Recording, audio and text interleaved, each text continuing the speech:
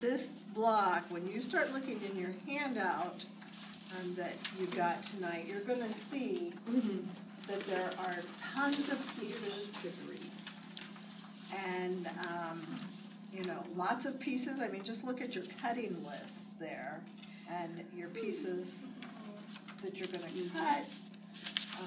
Your directions, there's a lot of instructions here for one block. We're going to cover a lot of techniques tonight. So we're going to get started on that right away. We're going to talk first about all the different pieces that you have to cut for this block. So we've got background fabric. This is my background fabric in this one. And by the way, I ended up loving it as I was playing with it yesterday.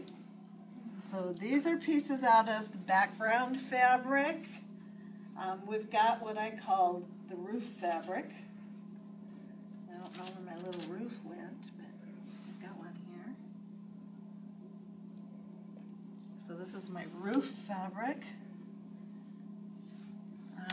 We've got fabric for the church building itself.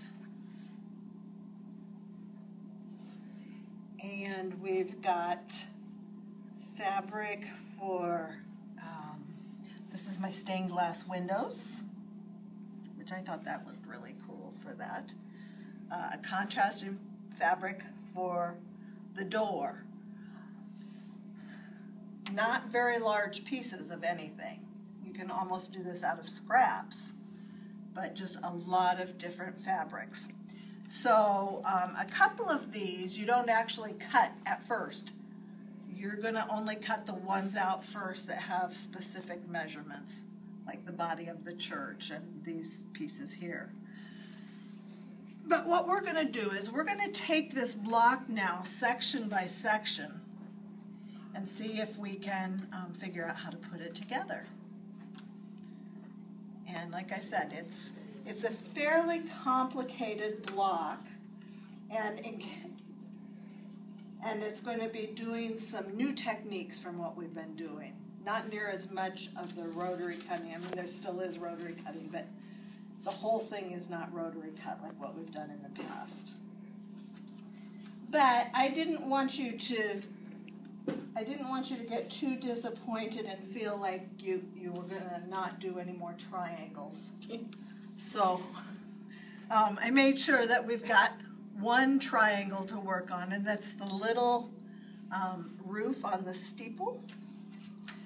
So you already know we put our little block there, we draw our diagonal line, we stitch on that line to get this. So there we have it stitched. We trim it away on the outside of the stitching, and then of course press that open. Okay, so you're going to get it pressed open. Then we go ahead from there, add our little block to the other edge, stitch on the diagonal line, trim it away, press it open, and there's our little steeple. So this part everybody knows how to do because it's like the points of the stars. Okay? Only in a small version, very small version. The next thing we're going to do is take this little piece of church and stitch it. Yeah, a little chunk of church, and we're going to stitch it right to the steeple. You know, I had these all laid out exactly the way I wanted them last night, and now they're all different. So when you stitch that together, here you are. There's your full steeple now. And if you look over here on the picture, the steeple is really the only thing in this little top section. The rest of it is background fabric. So out of your background pieces, you're going to sew one on this side, and you're going to sew one on this side. And somewhere I have that, but I don't know where. A whole strip of that. And and you know when we'll find it is when we don't need it. Okay, so it comes out to be this piece. And there's the top section of your church, okay? So this is pretty standard with what we've been doing up to this point. No new techniques here. You know, you've got your little triangle and you're just stitching your pieces together. So just standard patchwork. So we're going to put this off to the side now because we know how to do that one. Now we're going to look at our roof section. And this section comes to using templates. Have any of you guys ever used templates before? You have. Okay. First of all, what I want to say about templates is when you're doing template work, the templates are actually made the finished size of the piece. They don't have seam allowances on them, so here's my little template for the roof. Okay? And you lay the template, after you've drawn it, you take your piece of fabric that you're going to cut it out of, you turn your fabric wrong side showing, and you're going to put your template with the wrong side up, just like the wrong side of the fabric is showing. You're going to draw on the fabric. And see here, I've got it drawn. After I draw it is when I cut. So I draw this onto the wrong side of the fabric, then I take my ruler and lay that there to get the little 1/4 inch seam and just cut a 1/4 inch away from that drawn line. Now the good thing about this method is that when you've drawn these pieces, you now have your stitching line right there. You don't have to be measuring and watching exactly how it's lined up. This is your stitching line because that's your finished size. Now, to me, you know, people make their templates out of a lot of different things. You know, I've seen people make them out of cardboard and file folders. I used to make them out of X-ray material. But they actually sell now template plastic. And they have this up at Joann's. Oh, this was what I went for. This is what I went for. So you can buy sheets of template plastic. And what you do is you have your design. If you look on the last 2 pages here, I have templates. Okay? And I have the templates here for the 2 different size of blocks, for the 9-inch block or the 12-inch block. You just lay this on here, and I just use like a Sharpie and draw my lines to get that. And then I have 2 rotary cutters, and one is for fabric. Just like I have 2 pairs of scissors. So I have 2 rotary cutters. One is my fabric cutter and one can be for whatever I want to cut. So I actually then will, after I've drawn, I will lay my ruler on there and cut with the rotary cutter because then it gives it a nice straight edge to it. Now I did a little bonus for you guys tonight. Let's see if I can find this tag.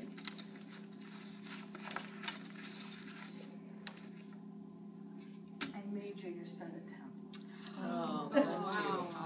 So if you're doing the 9-inch block, here's your little set of templates, and you just cut them apart. I didn't cut them apart because I didn't want to lose the pieces. But just cut them apart, and you can put them in, you know, a little Ziploc bag or whatever. The other thing I want to mention here was this tape I found was wonderful. It's matte finish magic tape, and you can write on it. So I put little pieces of tape on and actually labeled my template pieces there so that you'll know what they are. So everybody take a template piece, and it's got your whole roof section there already made for you if you do the 9-inch block. Yeah. I may have just made everybody choose to do a 9-inch block, except Kathy. Yeah. It won't fit. That's okay. I can make my own template, but I'll give that one for Patricia. Okay?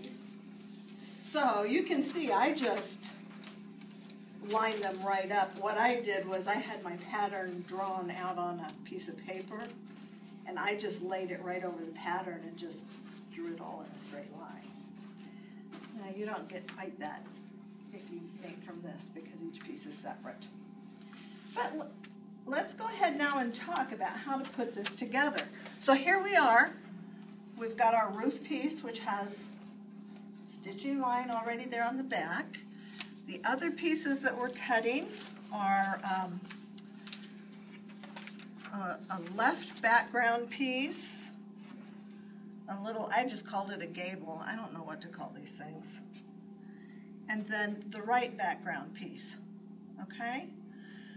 So to make this row, now what you do, you take this, fold it over, and this one, I didn't use a pencil. I switched over to the pencil very quickly. The first couple pieces, I was trying to use those chalk pencils, and I just didn't feel like the color showed up very well on there, so I switched all of them about halfway and started just using a regular lead pencil. But if you look closely, the stitching line is right there. So you just go ahead and stitch that, press it back. So now you've got this piece that looks like this. So there's your little background piece and your gable. So now you're going to have the roof here. You're going to fold this over. And right there's your stitching line right there for you to do it. And so now you'll have this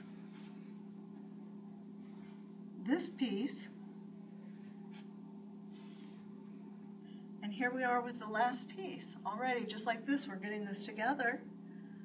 Fold it over. And it's, you know, to me, this is what looks strange. I mean, that doesn't really look to me like it would quite go. But if you take these pieces and take a pin,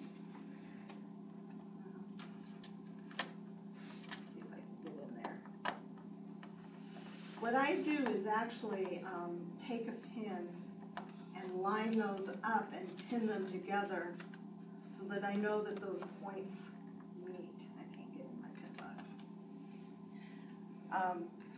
But I just take the pin and put it right through. You can see on here, if you look, At the corners.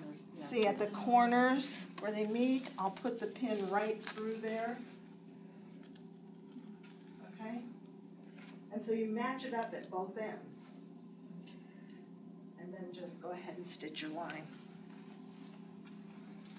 So when you do that last one, now we suddenly have our full piece. So now there we are with the second piece made. So now the block isn't seeming quite as overwhelming when you take it like row by row. So we had a row here, patchwork, a row here of template work. Now comes our row, which is a much bigger row, that has the church.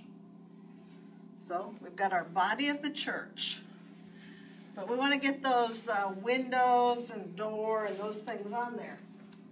If you look at this one, I pieced it. I cut about 1 million pieces to make this church.